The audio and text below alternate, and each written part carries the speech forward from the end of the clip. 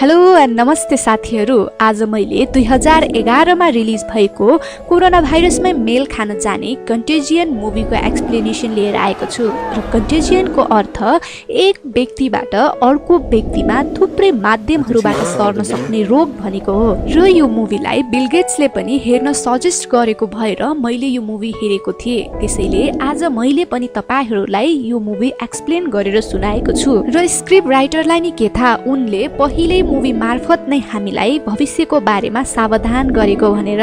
र अहिलेको कोरोना भाइरसको सिचुएसनमा त यो मुभी एकदमै धेरै मेल खान्छ। र साथीहरू, हामीलाई यो मुभी अन्तिमसम्म हेरेर साथ दिनुहोला।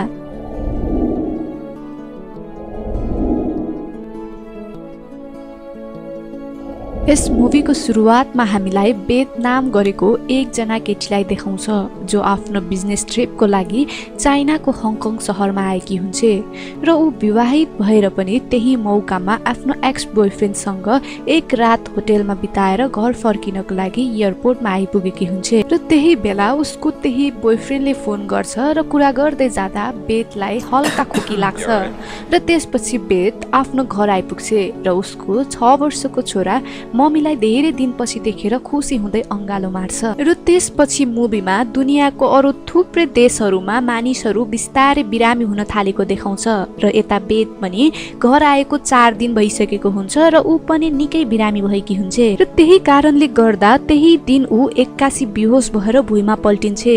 र उसको बुढा मिटले हतार हतार गरेर बेतलाई हस्पिटल लैजान्छ।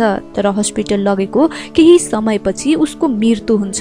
र डाक्टरलाई नि उसको के कारणले मृत्यु भयो भन्ने कुरा थाहै हुँदैन। र मिट पनि आफ्नो बुढी मरेकोले निकै टेन्सनमा हुन्छ। र जब ऊ घर आइपुग्छ उसको स्टेप सनको नि मृत्यु भइसकेको हुन्छ। र ऊ अचम्म पर्छ, किनकि जसरी बेतको मृत्यु भएको थियो त्यसरी नै उसको छोराको पनि मृत्यु भएको हुन्छ। र अब सारा संसारभरि नै बिस्तारै बिस्तारै गरेर मानिसहरू बिरामी हुन थालिसकेका थिए। त्यसैले डाक्टरहरूले बेतको लासलाई एक्जामिन गर्नको लागि हस्पिटलमै राख्छन् र मिटलाई पनि हस्पिटलमा छुट्टै रुममा आइसोलेसन गरेर राख्छन्। र यता अमेरिकामा WHO र CDC डिपार्टमेन्टहरूको डाक्टरहरूले सल्लाह गर्न थाल्छन् कि यो कस्तो रोग हो र कताबाट आयो भनेर। र इन्भेस्टिगेसन गर्दै जाँदा अरु देशहरूमा भन्दा नि चाइनामा मानिसहरू धेरै बिरामी हुन थालेकोले WHO र CDC ले पक्कै सुरुवात त्यहीबाट भएको हुन सक्छ भनेर डाक्टर लियोनारालाई हङकङ पठाउँछन् ताकि कसरी त्यो रोग फैलियो भन्ने कुराको इन्भेस्टिगेसन गर्नको लागि। र डाक्टर मियर्सलाई भने मेटलाई राखेको हस्पिटलमा चेक गर्न पठाइदिन्छन्। र त्यहाँ मिटको सबै चेकअप गर्दा थाहा हुन्छ कि उसको बडी त्यो भाइरसदेखि पहिल्यै इम्युन भइसकेको हुन्छ भनेर। मतलब उसको बुढी र छोरासँग सम्पर्कमा आउँदा नि उसलाई त्यो भाइरसले केही गरेकै हुँदैन र उसको बडीले त्यो भाइरससँग लड्न सक्ने क्षमता पैदा गरिसकेको हुन्छ। त्यसकारणले गर्दा ऊ बिरामी पनि भएको हुँदैन र उसलाई घर पठाइदिन्छन्। त्यो भाइरसले अब दुनियाँभरिमै मानिसहरू केही दिनमै बिरामी हुँदै पालै पालो गरेर मर्न थालिसकेका थिए। र WHO को हेड डाक्टर चिभरले आफ्नो टिमलाई बोलाएर मिटिङ गर्छन्। र त्यहाँ डाक्टर मेयर्सले यो बिरामी एक अर्काको कन्ट्याक्टमा आयो भने सर्छ भन्छे। र प्रत्येक व्यक्तिले एक दिनमै 1000 चोटि आफ्नो मुखलाई छुन्छ। र सँगै धोकाको चुकुल, टोयलेटको सामान, बसमा, ट्रेनमा यात्रा गर्दा हरेक चिजमा मान्छेले छुन्छन् नै। अनि अर्काले त्यही ठाउँमा छुदा र यस्तै गर्दै जाँदा एउटा चेन बन्छ र यसरी नै एउटा मान्छेबाट अर्को मान्छेमा सर्छ भनेर सुनाउँछे। र ती मध्ये कुनै व्यक्तिमा भाइरस हुन्छ र ती व्यक्ति बिरामी पनि हुँदैनन्, तर उनीहरूले हजारौं व्यक्तिमा सार्न सक्छन्। र अब यो एउटा भयावह महामारीको रूप लिँदैछ। यदि हामी लक्की छौं भने छिटै नै यसको बारेमा थाहा हुन्छ भनेर अरु सबै WHO को मेम्बरहरूलाई सुनाउँछे। र यसको बारेमा ल्याबमा पनि टेस्ट गरिरहेको हुन्छन्। र यता DHS को मानिसहरू आएर डाक्टर चिभरसँग कुरा गर्छन्। र DHS भनेको यस्तो संस्था हो जसले हरेक मानिसहरूको जुनसुकै चीजहरूबाट रक्षा गर्छ।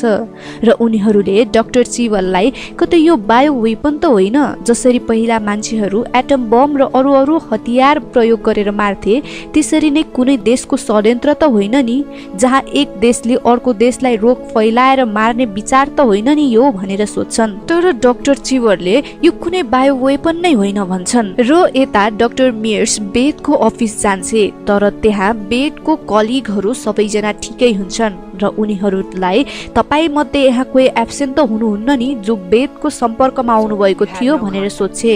र त्यहाँ बेदको सम्पर्कमा आएको एकजना मान्छे हुँदैन र ऊ त्यही बेला उता बसमा यात्रा गरिरहेको हुन्छ र डाक्टर मेयर्सले तुरुन्तै त्यो मान्छेलाई फोन गरेर तपाई जहाँ हुनुहुन्छ त्यही ओर्लेर बस्नु, हामी एम्बुलेन्स लिएर आउँदैछौँ र केही चिजलाई नछुनु होला भनेर सम्झाउँछे। र त्यो मान्छे नि निकै बिरामी भएको हुन्छ र ऊ बसबाट ओर्लिन्छ अनि डाक्टर मेयर्सको टिम त्यही बेला आइपुग्छन् र त्यो मान्छेलाई तुरुन्तै मास्क लगाएर हस्पिटल लैहाल्छन्। र यता 3 दिनको रिसर्च पछि थाहा हुन्छ कि त्यो भाइरस सुँगुर र चमरोदेखि आएको हो भनेर।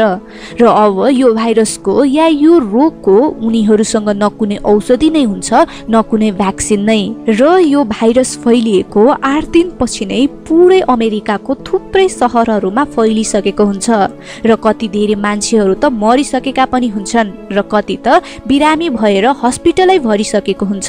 र त्यसपछि यता डाक्टर लियोनार्डलाई देखाउँछ जो भाइरस कसरी मानिसमा आयो भन्ने कुराको इन्भेस्टिगेसन गर्नको लागि हङकङ पुगेकी हुन्छ र हङकङमा हजारौं व्यक्तिमा यो भाइरस फैलिसकेको हुन्छ र डाक्टर लियोनार्डले यहाँ बेद कोसँग भेटेको थिए र कहाँ गई भन्ने बारे सीसी क्यामेराबाट हेरिरहेकी हुन्छ। तर पनि उसलाई पहिलो चोटि कहाँबाट त्यो भाइरसले अट्याक गर्यो भन्ने बारे थाहा पाउनै सकेका हुँदैनन् र त्यहाँ उसँग काम गर्ने सम्फुङ नाम गरेको हङकङकै एकजना व्यक्ति पनि हुन्छ।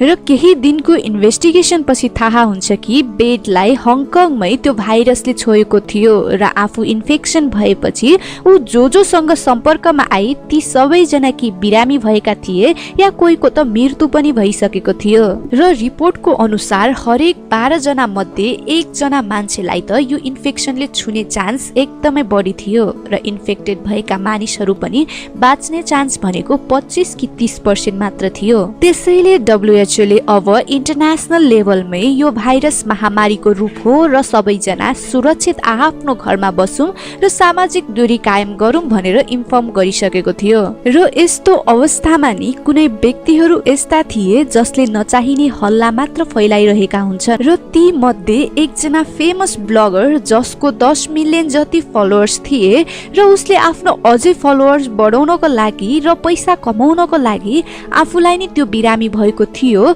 र मैले होमियोप्याथिक औषधि खाएर सन्चो पनि भए भनेर हल्ला फैलाउँछ र उसले सरकारको कुरामा विश्वास नगर्नु र कुनै पनि भ्याक्सिनको आवश्यक छैन भनेर एउटा ब्लगमा भन्छ। र अब उसको कुरा सुनेपछि मानिसहरू पनि फार्मेसीमा त्यही औषधि खोज्नलाई जान्छन् र फार्मेसीमा यति धेरै मान्छेहरूको भिड हुन्छ कि त्यही औषधि खोज्नलाई, जस कारणले गर्दा एक अर्कालाई हानेर र पसल नै फुटाएर औषधि खोज्नलाई तहस महस गरिरहेका हुन्छन्, जसले गर्दा झन हेल्दी मानिसहरू पनि इन्फेक्टेड हुन पुग्छन् र पछि त्यो ब्लगरलाई पुलिसहरूले एरेस्ट गर्छन्। र यता हङकङमा डाक्टर लियोनार्डले बेदमा कसरी भाइरसले प्रवेश गर्यो भन्ने कुरा थाहा पाएर अब WHO को हेड अफिसतिर फर्किन लागेकी हुन्छ। तर उसँग काम गर्ने सम्फुङले इन्टरनेटको हल्लामा विश्वास गरेर आफ्नो लोकल साथीहरूलाई बोलाएर डाक्टर लियोनार्डको किडन्याप गर्छ ताकि उसको बदलामा अमेरिकाले भ्याक्सिन दियोस् भनेर र आफ्नो गाउँमा भएका हरेक मानिसहरूलाई बचाउन सकौं भन्ने धारणाले।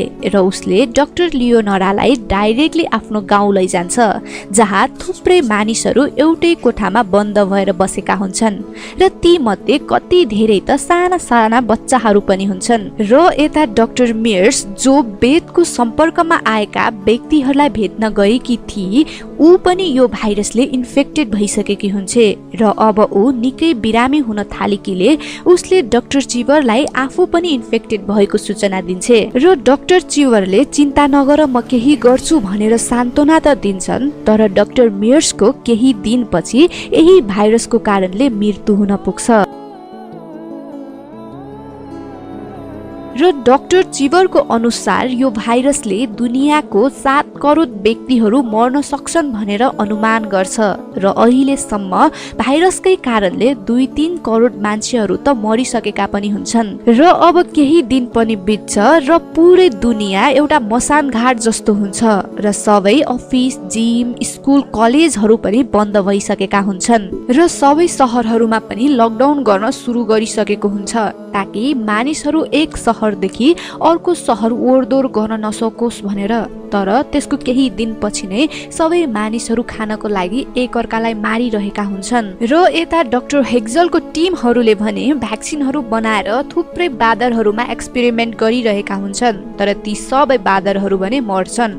तर एक दिन एउटा बाँदरमा टेस्ट गर्दा त्यो बाँदर भने मर्दैन र डाक्टर हेक्जललाई त्यो भ्याक्सिन लिगल तरिकाले टेस्ट गर्नु पर्यो भने धेरै टाइम लाग्न सक्छ भन्ने कुरा थाहा पाएर कसैलाई केही नभनी फर्स्टमै आफैलाई त्यो भ्याक्सिनले इन्जेक्ट गर्छ किनकि भाइरस फैलिएको 3-4 महिना भइसकेको थियो। त्यसैले छिटो भ्याक्सिन बाहिर ल्याउनको लागि उसले आफ्नो ज्यानको बाजी लगाएर नै डाइरेक्टली हस्पिटलमा त्यही भाइरसले सिकिस्त बिरामी भएको आफ्नो ड्याडलाई भेट्न जान्छे र मास्क निकालेर कुरा गर्छे ताकि त्यो भ्याक्सिनले यदि काम गरेन भने उसलाई पनि त्यो भाइरस सर्छ भनेर र आफ्नो एक्सपेरिमेन्ट पनि सफल भयो कि भएन भन्ने कुरा थाहा पाउनको लागि। र केही दिनपछि डाक्टर हेक्जललाई केही हुँदैन र त्यो भाइरसले उसको बडीलाई अट्याक पनि गर्न सक्दैन। त्यसैले अब WHO ले इन्टरनेसनल लेभलमै घोषणा गर्छ कि अब उनीहरूसँग त्यो महामारीको भ्याक्सिन छ भनेर र यो एउटा खुसीको खबर पनि हुन्छ। र यता हङकङमा डाक्टर लियोनोरालाई देखाउँछ जसलाई किडन्याप गरेका हुन्छन् र अमेरिकाले भ्याक्सिन दिएर डाक्टर लियोनोरालाई छुटाउँछन् पनि र जब ऊ छुटेर फर्किनको लागि एयरपोर्टमा हुन्छ त्यहाँ उसको साथीले वास्तवमा त्यो भ्याक्सिन होइन त्यो अरू नै सामान्य औषधि हो भनेर सुनाउँछ र डाक्टर लियोनाले त्यो सुनेर अरू केही विचारै नगरी डाइरेक्टली एयरपोर्टबाट फर्केर फेरि गाउँतिर जान्छे र डाक्टर चिवरले आफ्नो लागि भ्याक्सिन पाउँछ तर उसले आफूलाई इन्जेक्ट नगरी त्यही अफिसमा काम गर्ने एकजना स्टाफको बच्चालाई लगाइदिन्छ किनकि भ्याक्सिनहरू सबै मानिसहरूलाई पाउनको लागि अलिक टाइम लाग्थ्यो र यहाँ हामीलाई थाहा हुन्छ कि अझै पनि दुनियाँमा मानवता हराएको छैन भनेर। र अर्को साइडमा यस्ता व्यक्तिहरू पनि थिए जसले मान्छेको लासलाई पैसामा परिवर्तन गरिरहेका थिए र कोही मानिसहरू त्यो सिचुएसनबाट बच्न र अरूलाई बचाउन दिनरात नभनी काम पनि गरिरहेका थिए। र यता त्यही ब्लगर जसले भ्याक्सिन लिइरहेको ठाउँको भिडियो बनाएर मानिसहरूलाई भ्याक्सिन नलिनु होला यसको साइड इफेक्ट हुन सक्छ भन्ने हल्ला फेरि पनि फैलाइरहेको थियो। तर बिस्तारै बिस्तारै अब सबै दुनिया पहिले जस्तै अवस्थामा फर्किन थालिसकेको हुन्छ र मुभीको लास्टमा हामीलाई आखिरमा त्यो भाइरस कसरी आयो भन्ने सिन देखाउँछ जहाँ हङकङमा एउटा चमेरोले एउटा केराको रुखमा सानो केराको टुक्रा मुखमा राखेर सुँगुरको फार्मतिर जान्छ र त्यही बसेर खान्छ अनि त्यसको मुखबाट नि सानो टुक्रा भुइँमा खस्छ र त्यही केराको टुक्रा एउटा सुँगुरले खान्छ अनि फेरि त्यही सुँगुरलाई हङकङको एउटा रेस्टुरेन्टमा लैजान्छन् र एउटा सेफले सुँगुरको मुखमा हात मात्र लगेको के हुन्छ बाहिर बेद त्यही रेस्टुरेन्टमा बिजनेसको लागि आएकी हुन्छ र त्यो सेफले नि हात नधोइकन यत्तिकै आफ्नो एप्रोनमा पुग्छ र बाहिर गएर बेडसँग हात मिलाउँछ र यसरी नै त्यो भाइरस बेदको शरीरमा प्रवेश गर्दै पुरै दुनियाँभरि फैलिन्छ र यसरी नै यो मुभीको पनि इन्डिङ यही हुन्छ र यसको स्क्रिप्ट राइटरले सायद फ्युचरलाई देखेको हुनुपर्छ त्यसैले त कोरोना भाइरसमा यो फिल्म बनेको छ नि। र साथीहरू अँध्यारोसँगै घाम पनि उज्यालो लिएर आउँछ त्यसैले आफ्नो र अरूको हौसला बढाएर घरमै सुरक्षित साथ बस्नु होला र तपाईँ र हामीहरू मिलेर नै यो कोरोना भाइरसलाई जित्नै पर्छ।